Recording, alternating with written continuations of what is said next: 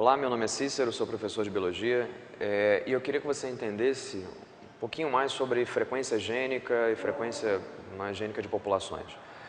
Se por um acaso eu te desse o seguinte problema, qual o gene dominante nesse caso? Como assim? A frequência do alelo A1 são alelos, não é? São genes alelos, como se fosse azão azinho, mas eu coloquei A1 e A2 justamente para que você me diga quem é o gene dominante, quem é o gene recessivo. Então, digamos que a frequência do gene A1 é 0,8, ou seja, 80%. E a frequência do alelo A2 é 0,2, ou seja, 20%.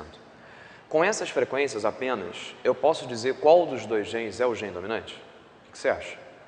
Provavelmente, alguns devem estar pensando, claro, eu posso dizer que o gene dominante é o alelo A1, porque a frequência dele é de 80%. Mas cuidado, a frequência do alelo não indica dominância.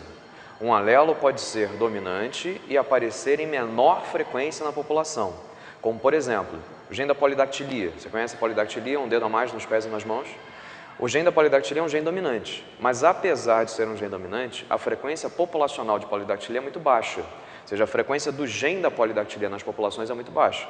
Então, não tem nada a ver o fato de você ser um gene dominante aparecer em maior frequência. Então, o que vai decidir se o alelo A1 ou o alelo A2 é o gene dominante? A gente precisa olhar para a expressão fenotípica do heterozigoto. Dependendo do fenótipo do cara, que é A1, A2, a gente vai dizer qual dos dois alelos é o alelo dominante. Então, imagina comigo, existe um fenótipo determinado pelo gene A1 e existe um fenótipo determinado pelo gene A2.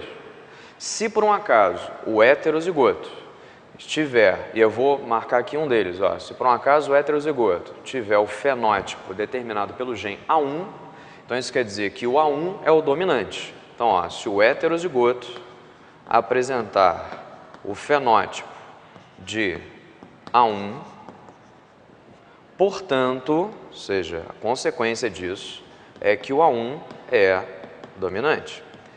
Se por um acaso o fenótipo do heterozigoto fosse determinado pelo gene A2, ou seja, o A2 fosse o determinante do fenótipo final do heterozigoto, então o A2 seria dominante.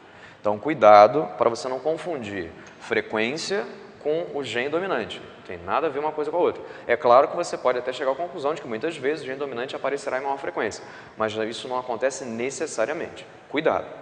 Próxima vez eu te mostro um pouquinho mais e a gente estuda um pouco mais de biologia. Até mais.